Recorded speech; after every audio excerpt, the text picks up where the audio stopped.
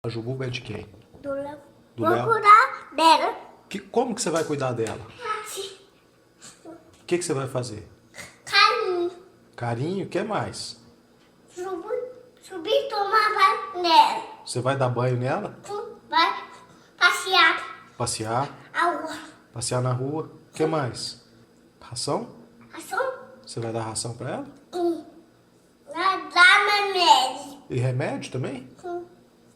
Então você que vai cuidar dela. É? É. Meu neném vovó. É. O neném e o bobó é de quem? Do Léo. Do Léo também? Ué, quantos cachorros você tem? 2. 2 cachorros? Assim. Ah, mas essa mão tá cheia. Isso aí é 10 cachorros. Isso não é 2. Você vai cuidar desses cachorros tudo? Assim, 2. É. Como é que você vai cuidar desse tanto de cachorro? O que você vai fazer? Nada. Você vai ter que trabalhar, né, cara? Você vai trabalhar para comprar comida para eles?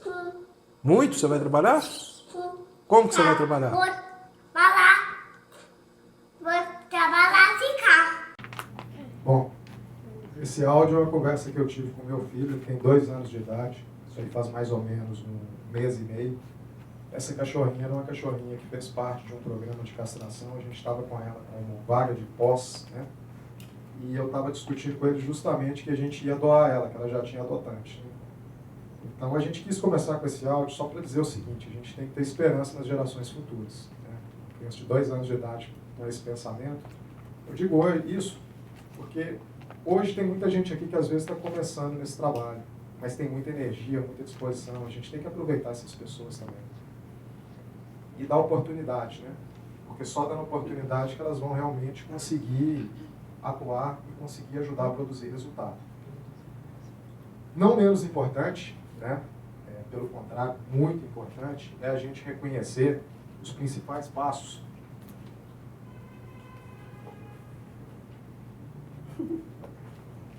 da proteção animal em Belo Horizonte. Né? Esse slide ele vai trazer aqui uma sequência de ações que aconteceram que foram muito importantes. E para ilustrar isso daí, eu vou ler aqui uma citação do ANDA, Agência de Notícias sobre Direito dos Animais. Ela faz um paralelo entre os modelos brasileiro e americano. Diz o seguinte: assim, Brasil e Estados Unidos podem aprender um com o outro.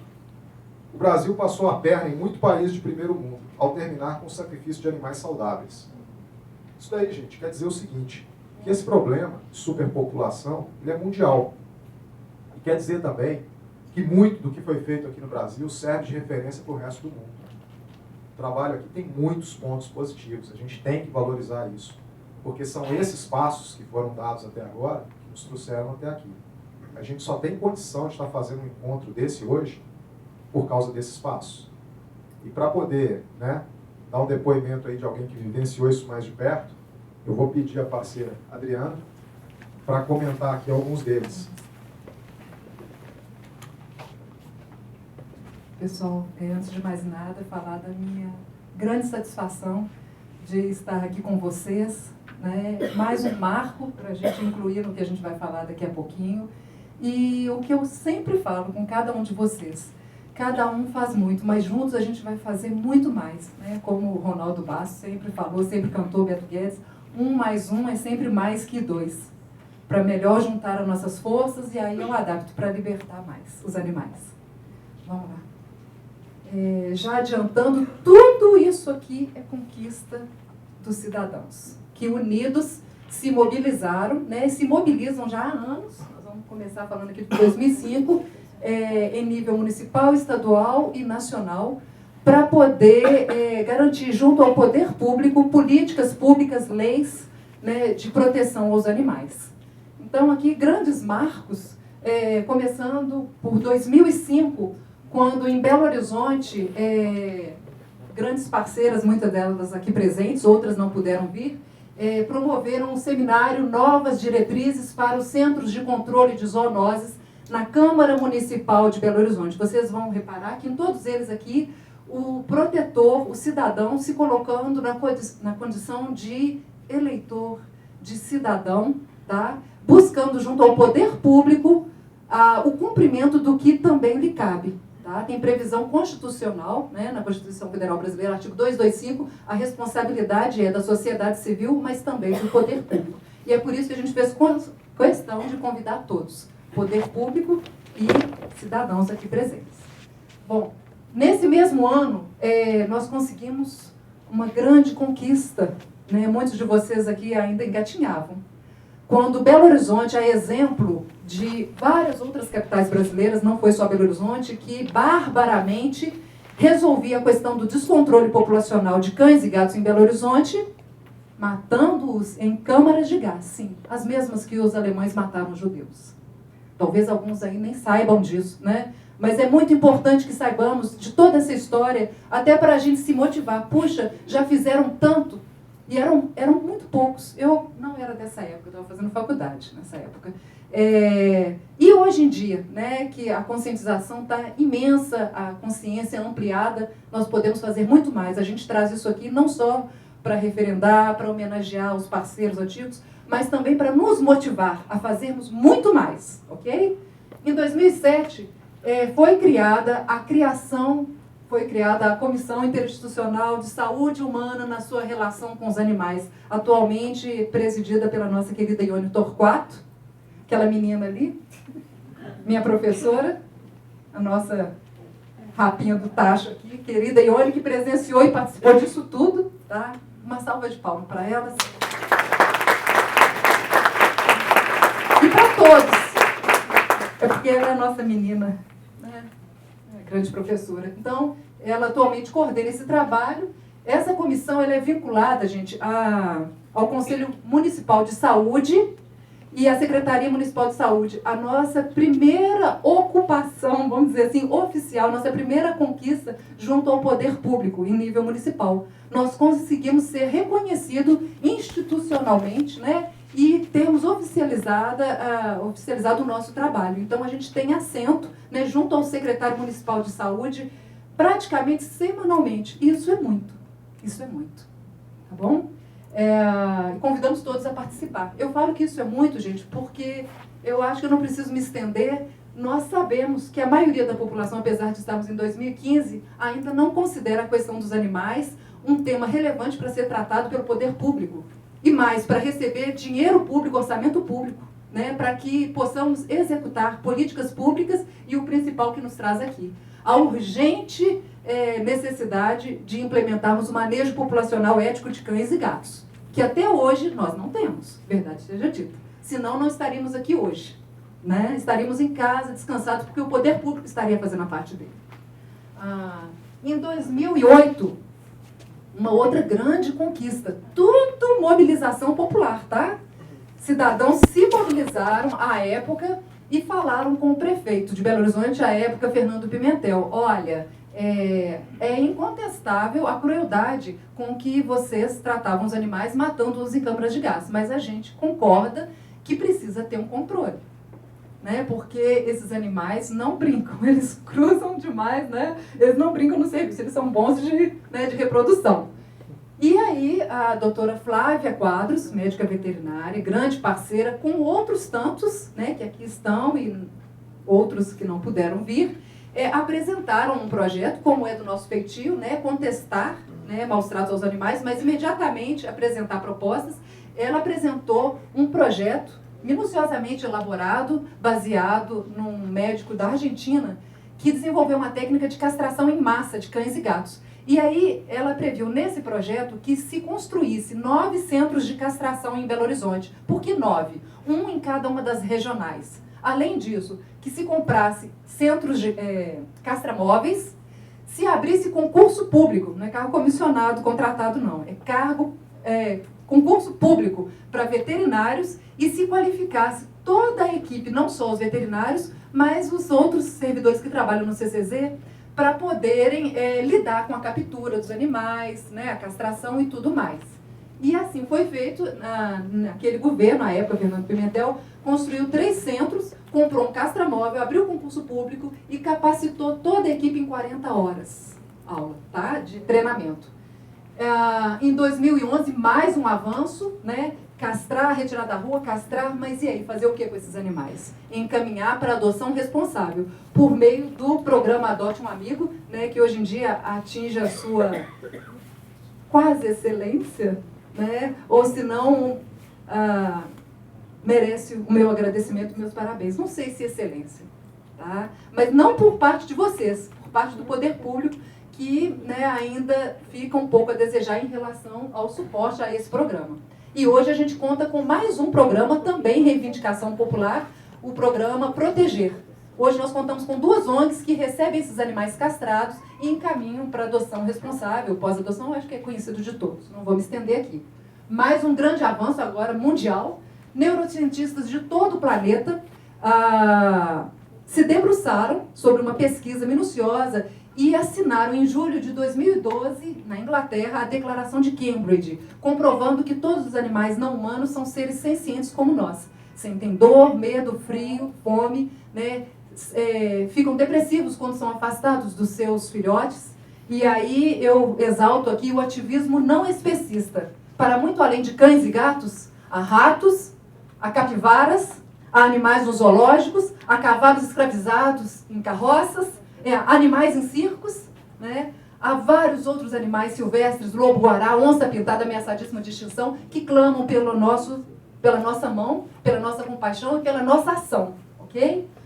Em 2015, né, a base aqui de todo esse trabalho, a Pesquisa Nacional de Saúde, ineditamente o IBGE elaborou um censo considerando também a questão dos animais. Quantos animais, cachorros e gatos, existem domiciliados?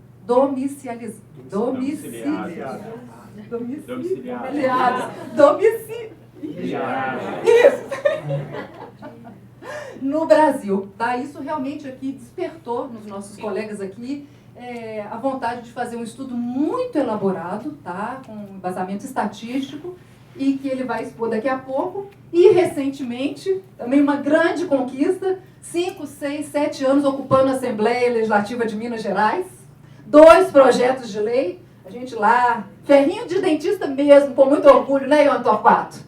2 projetos de gabinete em gabinete, 77 gabinetes precisamente, na Assembleia Legislativa de Belo Horizonte, para a gente conseguir essa maravilha que está sendo referência no Brasil, elogiado por vários médicos veterinários, tá? E tivemos, dada, graças a Deus, né, a legitimidade do nosso trabalho, tivemos a oportunidade dos parlamentares da Assembleia Legislativa nos permitirem elaborar a versão final. Porque o original dessa lei previa que um animal resgatado da rua, se em 30 dias não fosse encaminhado para adoção, ele seria eutanasiado.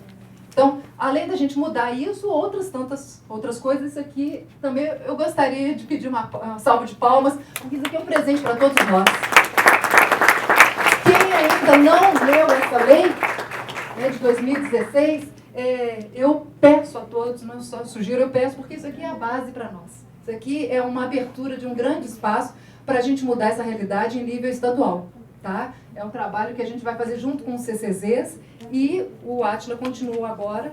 Então, só repetindo, eu gostaria que todos vocês lessem e tenham essa lei guardada na pasta de vocês, aí na ponta da língua, tá bom? Obrigada.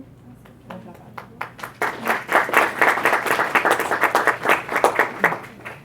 Bom, está caracterizado que é um passo a passo. É um passo a passo, muito árduo, muito trabalho, para chegar nesse ponto. E ele não pode ser interrompido, né?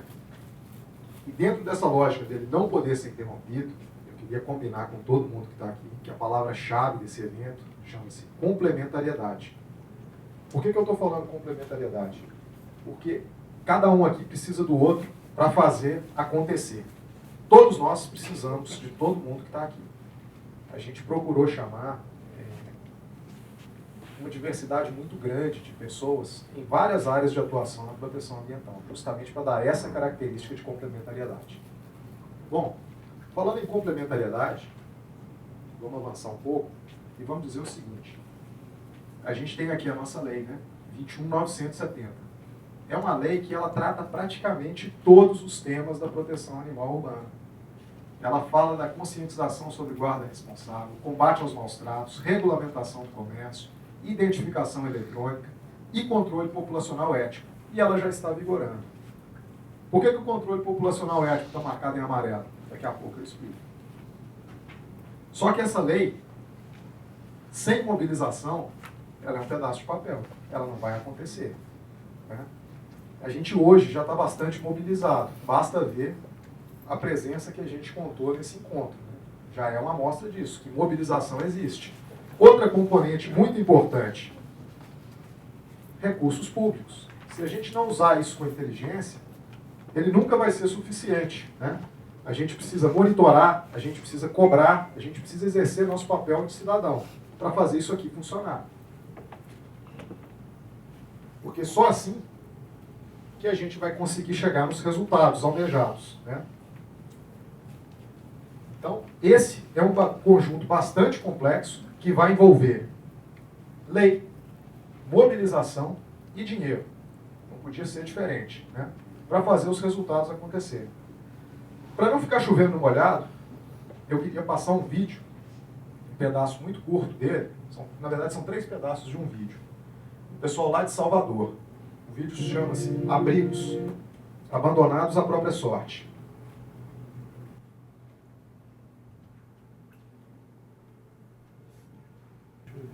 Esse é um vídeo que eu acho que vale a pena todo mundo assistir. É um vídeo de 8 minutos. A gente não vai passar ele aqui todo, porque a gente acaba saindo um pouco do foco. A gente quis pegar essas 3 passagens para mostrar o seguinte. Existem várias iniciativas ao longo do país, como essa iniciativa que a gente está trazendo aqui. Nesse caso específico da Bahia, a gente vê que eles falaram de superpopulação de abrigo. Ah, poxa, é chovendo molhado eu falar de superpopulação de abrigo para vocês. Qual que é o nome desse vídeo? Como a gente acha ele? No YouTube. Abrigos Abandonados à Própria Sorte, no YouTube. A gente vê que eles têm um problema lá de legislação. O poder público às vezes ajuda, às vezes não ajuda. Então são várias coisas que são comuns. Então essa é a ideia do fórum, é a gente nivelar toda essa situação. Bom, então pegando carona aqui, né, falando de controle populacional ético, eu vou agora me apresentar e dizer como é que esse trabalho começou. Eu sou engenheiro, trabalho com pesquisas de mercado já há alguns anos, ajudo na Conviver, desde 2012 mais ou menos, e a gente começou um trabalho na Conviver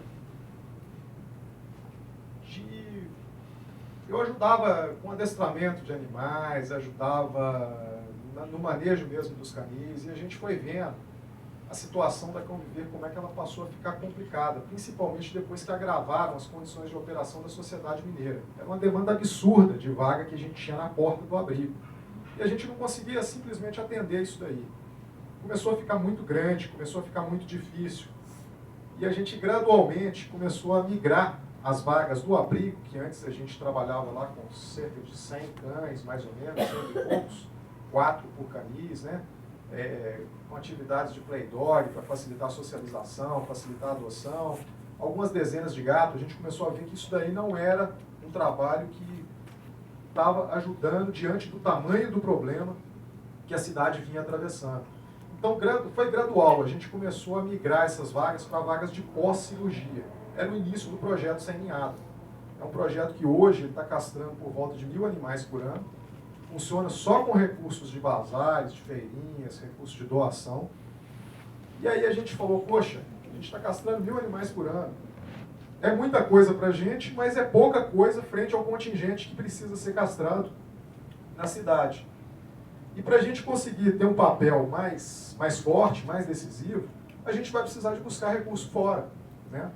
Não faz sentido a gente fechar os olhos porque esse tamanho de programa não está atendendo. E a gente então começou a desenvolver um projeto e precisava botar número para pedir dinheiro, né, de fontes externas. A gente precisava falar quantos animais a gente se propunha a castrar. No início da conversa, a gente falou, vamos castrar o que as zoonoses não fazem, vamos castrar a diferença. Resolvemos partir daí. E começamos uma pesquisa.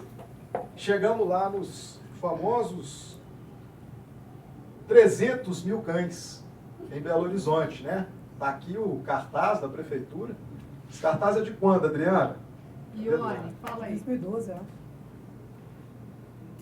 Antigo, primeiro mandato do Márcio Lacerda, né?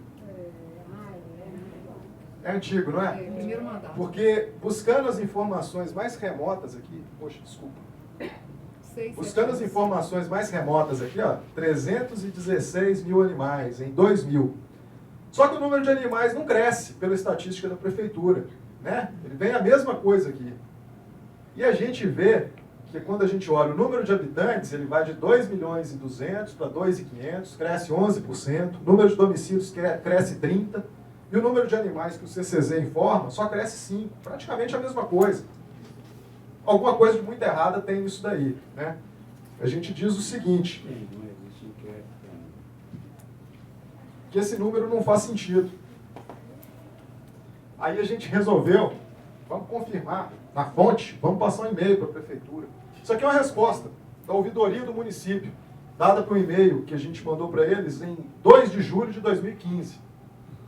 Eles falaram de novo, em 2014, né? 283 mil cães, 64 mil gatos. E que 10% estão na rua.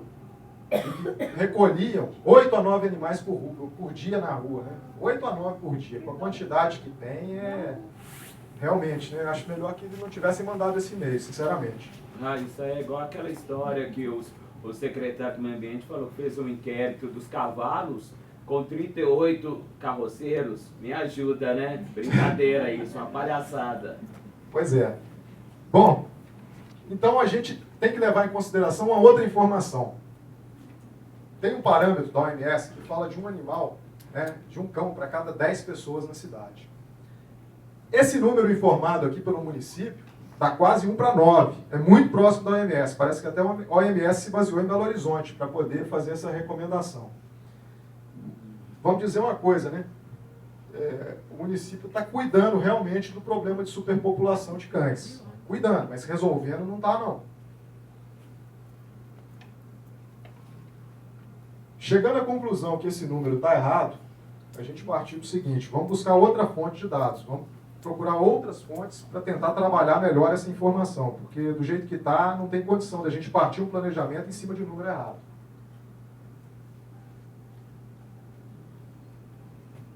Em 2015, julho de 2015, o IBGE divulga a Pesquisa Nacional de Saúde, que a Adriana comentou na linha do tempo. Essa pesquisa ela foi muito importante, por quê? Porque se a gente olhar o número do Brasil, está aqui, ó, 52 milhões de cães e 22 milhões de gatos.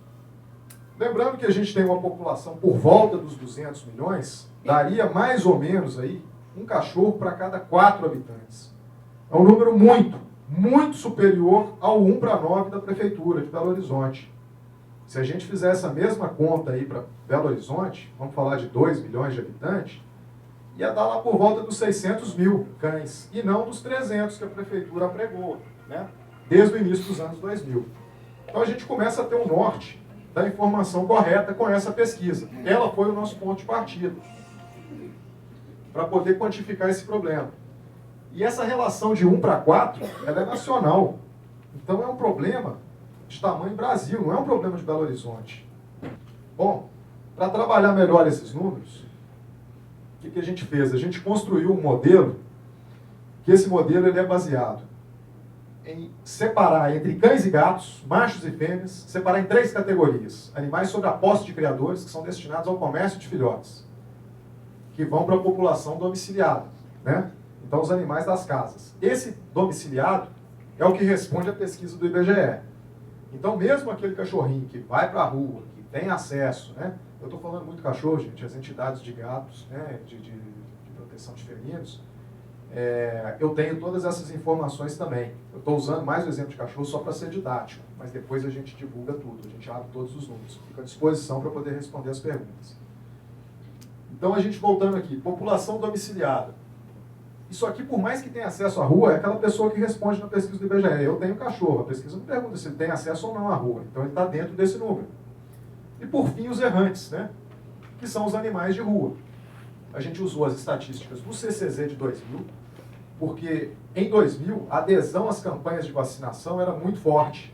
Então, essa pesquisa de 2000, ela fica muito próxima das informações da FUNASA, que também estão muito coerentes com os números do IBGE. Então, a gente acredita no número de 2000 do CCZ. Os outros, a gente coloca em dúvida, mas o de 2000 a gente acha que é bastante coerente. Então, a gente utilizou ele como referência.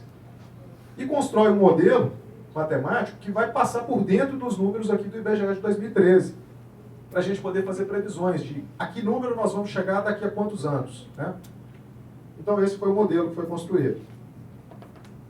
Bom, fazendo uso dos dados desse modelo, a gente chega nessa curva, a curva da prefeitura e a curva que a gente acha que é a verdadeira. Então, falando aqui, em 2015, a gente deve ter por volta de 724 mil cães e cerca de 154 mil gatos. Totalizando aqui, 254 mil gatos. Totalizando aqui quase 1 milhão de animais. 1 milhão entre cães e gatos em Belo Horizonte.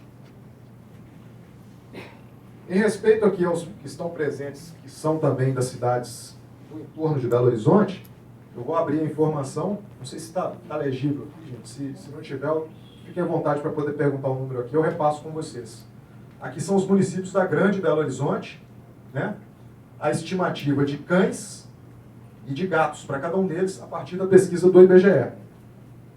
Aproveitei e coloquei do lado uma matéria do Jornal do ABC, que fala que em 2001 a gente já estava acima do parâmetro da Organização Mundial de Saúde.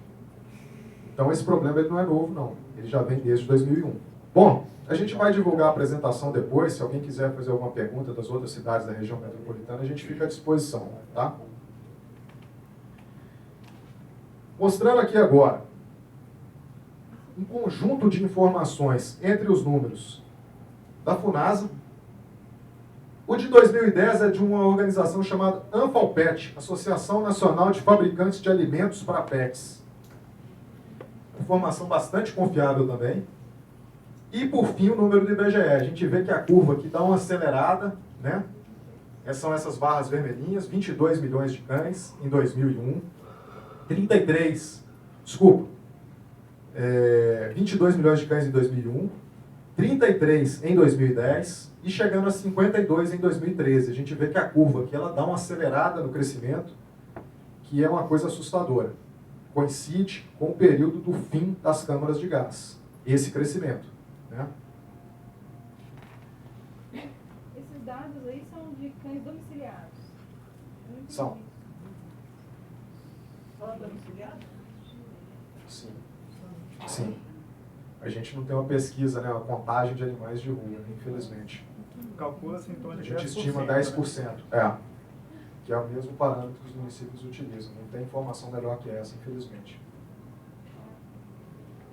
Bom, e esse problema aqui que a gente está vendo, dessa aceleração da curva, ele fica mais evidente e dá até um respaldo para a gente dizer, se a gente pegar a própria cartilha do CCZ, né, que está ilustrada aqui. Tem um trecho que fala o seguinte, que em 6 anos, por exemplo, uma cadela e seus descendentes podem gerar 60 mil filhotes. Se esse dado já é conhecido do poder público, realmente os 300 mil de novo são colocados em xeque. Eles não podem ter permanecido constantes, né? Só reforça que esse número não é o correto. E aí, se a gente puder fazer um paralelo entre o modelo que foi construído para Belo Horizonte e esse modelo nacional, comparando aqui essa linha vermelha, que é a linha de cães, com essa linha alaranjada aqui. Elas se parecem muito, o comportamento delas, né? Entre os anos de 2000 e os anos de 2013. Então a gente vê que esse modelo que foi desenvolvido, que foi calculado, ele dá uma informação boa. Só que ela assusta muito. Porque olha a projeção de como é que esse modelo continua até o ano 2030. A gente chegaria em 1,5 milhão de cães. Lembrando que hoje a referência seria 750. É dobrar o número de cães que tem em Belo Horizonte hoje, em 15 anos. Gatos, a gente sai de 254, chega em 1.220.000, porque eles têm mais cios, reproduzem mais, né? É assustador. Mas eu vou dizer que esse número ele não vai acontecer, não. Só que ele não vai acontecer, por quê? Porque o município certamente vai inaugurar novos CCZs, isso não está considerado aqui. Vão surgir epidemias, talvez de raiva, talvez de leishmaniose mais agudas. Vão morrer muitos animais em acidentes de trânsito. E aí até aquelas pessoas que não gostam de cachorro e não gostam de gatos, Às vezes um cachorro e um gato vai passar a fazer parte da vida dela, na medida em que alguém da família perder a vida num acidente por causa de um animal numa via pública. Aí vai ser um problema não só de saúde pública, mas de segurança pública também. Então esse número ele não deve ser alcançado. A gente imagina que alguma coisa vai acontecer aqui no meio do caminho. Mas se nada for feito, é para lá que a gente está caminhando. Esse número considera, outra informação importante, cerca de 25 mil castrações por ano. 21 mil no CCZs, aqui já está considerada a unidade do Barreiro entrando em operação. E 4 mil em ONGs e clínicas, né? Resumindo essa informação numa tabela, é isso aqui. Cães, gatos e o total, cães e gatos. 2013, 2015, 2020 e 2030. É dobrar o número de cães, né? E gatos é um crescimento muito maior.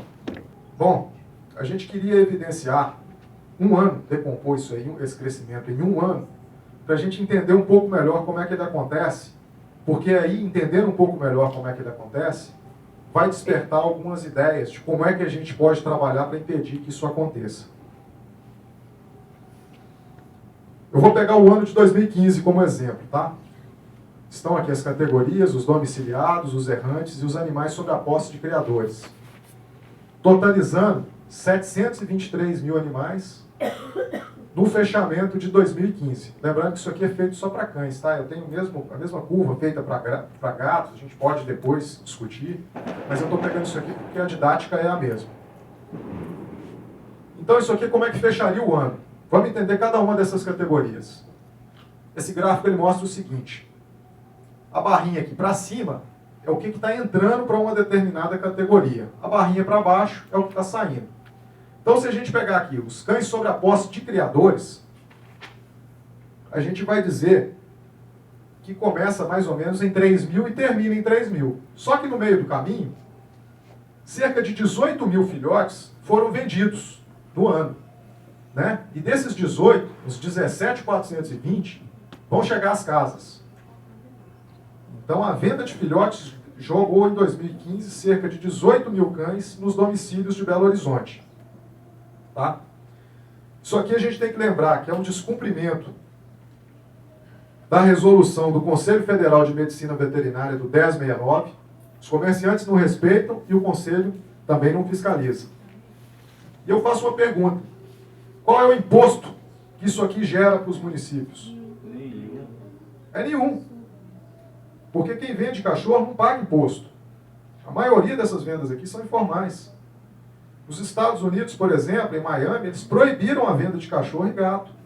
Proibiram por quê? Porque não arrecada nada de imposto e gasta um caminhão de dinheiro para poder controlar a superpopulação. Então não faz sentido um município ser permissivo com esse tipo de situação. A gente tem que começar a pensar sobre isso aqui no Brasil também. Né? E eu vou dizer o seguinte, por incrível que pareça, esse aqui ainda não é o pior problema. Por que não é o pior? Só para dar um insight, se a gente for olhar, a maior parte dos animais que tem na rua são SRDs, ou vira-latas. Provavelmente não vieram dessa categoria aqui. Aí é onde começa a ficar evidente aqui, né, os focos de atuação. Pegando aqui os domiciliados, começa em 610 mil e termina em 651. Lembrando que tem aqui o acréscimo dos 17 que vieram lá, né, da venda de filhotes. E tem um acréscimo muito importante que é da própria categoria, cerca de 100 mil. Então é 100 mil animais que vêm da reprodução dos animais que já estão nas casas, em relação a 17 mil animais que são comprados no comércio. Então os 100 mil tem que ser trabalhados imediatamente, porque esse é o principal motivo do crescimento superdimensionado da população de cães e gatos. São os animais que estão nos domicílios. E vou falar mais. Alguém pode pensar, falar, poxa, mas e as eutanásias, e as carrocinhas? Sabe por que não funciona? Porque não pega esses animais que estão nas casas. Eles só pegam os que estão na rua, eles não vão na casa pegar. E quantos de vocês conhecem aquele vizinho que fala, vou cruzar minha cachorrinha para tirar uma cria e dar para os meus amigos? Isso daí é que arrebenta o controle populacional. E a eutanásia não resolve isso daí. Não adianta. Ninguém que tem cachorro em casa vai falar, vem aqui, pega meu cachorro e leva para eutanasiar, porque eu estou pensando em cruzar ele. Não é assim que funciona. E a castração consegue trabalhar esse público. Por isso que ela é mais eficiente. Outro ponto. Vamos falar aqui desse segundo conjunto de colunas. Os 18 mil animais que saíram da categoria domiciliados. Isso aqui são fugas e abandonos. Então, quase a mesma quantidade que entra pelo comércio é a que sai via fugas e abandonos, a que vai para a rua. E quantos que voltam da rua? Cerca de 3.500 são as adoções. Então, a gente está falando de 3.500 adoções em Belo Horizonte para 18 mil abandonos e fugas. Essa conta ela não fecha. Só por aqui a gente já vê a consequência de tentar resolver esse problema por meio de abrigo. A gente gasta em torno de R$200 por mês para poder manter, em condições básicas, um animal num abrigo. E R$200 por mês para conseguir fazer 3 mil adoções e ter 18 mil sendo colocados na rua, essa conta ela não fecha. Só que começa a não fazer sentido matemático. E aí agora vem o problema de verdade, né? A gente está falando aqui agora dos animais de rua. Os animais de rua é o seguinte: sai aqui de 65 e termina em 69. Alguém vai bater o olho de início e vai falar, poxa, mas não cresce tanto assim. Por que não cresce? Porque morre demais. A expectativa de vida deles na rua é curtíssima. E morrer 21 mil animais nas ruas hoje é quase a mesma quantidade que morria no início dos anos 2000 na câmara de gás. Ou seja, o que foi feito foi trocar a câmara de gás por atropelamento, fome, sede e maus tratos. Então, a gente tem que fazer alguma coisa, né? Voltar com a câmara de gás? Frank, não fala um negócio desse, companheiro. Vamos provocar o pessoal. Bom, a gente pode pensar e falar assim, então castração. É o que eu falei, a câmara de gás não pega domiciliado, não resolve. E além de tudo, não é ético fazer um negócio desse, isso aí é um retrocesso. Com certeza. A sociedade não aceita mais esse tipo de retrocesso. Ninguém aqui cogita essa ideia. E eu aproveito só para dizer que, além de antiético, é ineficiente. Porque, como a gente acabou de demonstrar, ela não vai pegar os cachorros que estão dentro dos domicílios. Não funciona, definitivamente. E é ilegal também. Sim. Bom, tentar resolver o problema por meio de castração. Eu peguei aquela curva e desenhei ela aqui. Essa aqui é a de cães. Olha só, conseguimos estabilizar em 1 milhão de cães. É bem mais do que a gente tem hoje. Mas conseguimos estabilizar. Com quantas? 54 mil castrações por ano. Hoje está fazendo 25 mil. Nessa crise econômica, vai chegar em 54 quando? Vai demorar muito. E outra coisa, a de gato não estabilizou não, porque o gato tem mais cio, reproduz mais.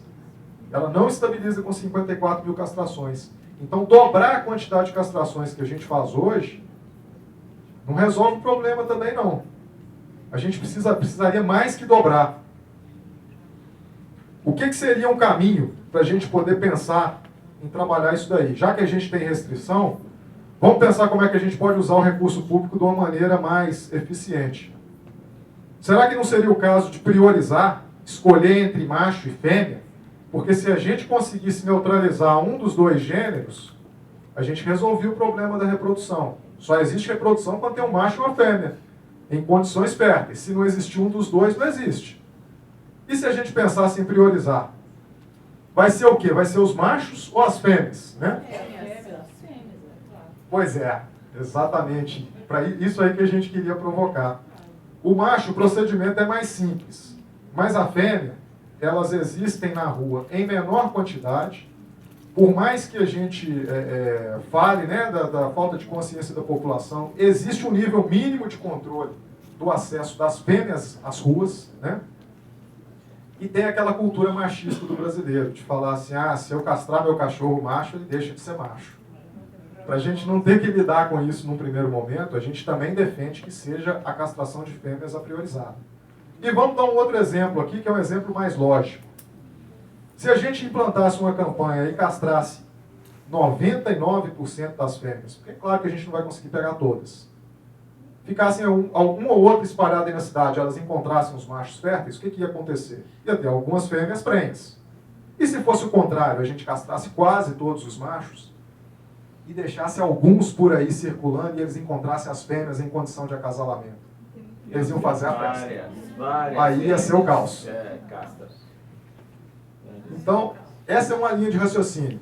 Priorização. A outra linha é o seguinte, a gestão. Isso aqui é uma reportagem que está falando de 20% das vagas do CCZ são perdidas simplesmente por falta de comparecimento do tutor do animal. E se esse agendamento fosse feito por uma ONG e a gente pudesse trabalhar justamente para impedir esses 20%? A gente estaria falando aqui talvez de 34 mil castrações por ano. E não das 54, seria o suficiente para poder estabilizar a curva de cães e se a gente aumentar um pouquinho a participação dos gatos, quase que conseguir estabilizar também. Então a gente conseguiria, com os recursos que a gente tem hoje, fazer muito mais resultado do que é feito.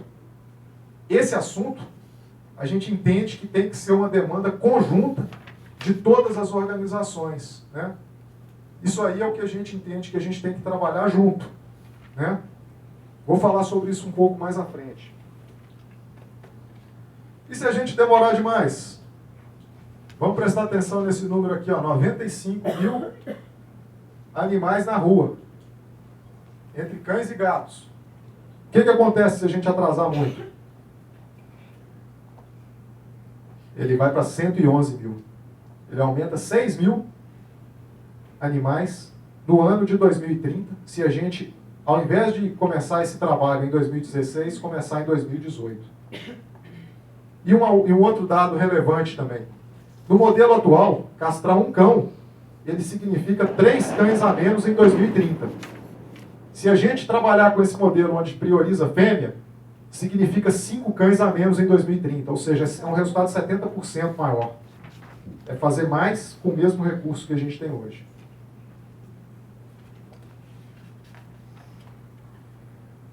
Por fim, vamos falar do número ideal. Qual seria o número ideal, então? Aproximadamente 60, 70 mil castrações. Olha o que a gente conseguiria fazer com a curva, se a gente for nesse modelo de priorizar a fêmea. Esse número, ele começa a ficar muito próximo de um número que eu cheguei nele conversando com várias pessoas que participaram do trabalho, com vários protetores, é um número que vários protetores já conheciam. Falavam, olha, por ano tem que castrar 10% da população. Isso eu escutei de pelo menos umas 4, 5 pessoas que eu conversei ao fazer esse levantamento. E esse é o número que realmente a gente consegue trazer para um parâmetro mais razoável. Então a gente não pode prescindir das células de castração que já estão previstas. A gente tem que cobrar que elas também sejam entregues. O que a gente tem que pensar é que são 2 linhas de ação. Uma mais emergencial, que talvez seria essa questão de priorizar as fêmeas, aumentar um pouco a participação dos felinos nos programas de castração e aumentar a participação das fêmeas também nas castrações de homem, tá, pessoal? E, no segundo momento, ou concomitantemente, continuar cobrando a inauguração dos centros de castração que estão prometidos. Bom, por fim, a gente queria trazer uma tela onde a gente tem aqui o que eu falei que a gente ia voltar. É uma tela onde a gente está falando de como é que esse trabalho hoje, a gente percebeu em Belo Horizonte que ele está dividido. Onde é que tem grupos mais especializados atuando. Como eu falei no início da apresentação, a palavra-chave é complementariedade.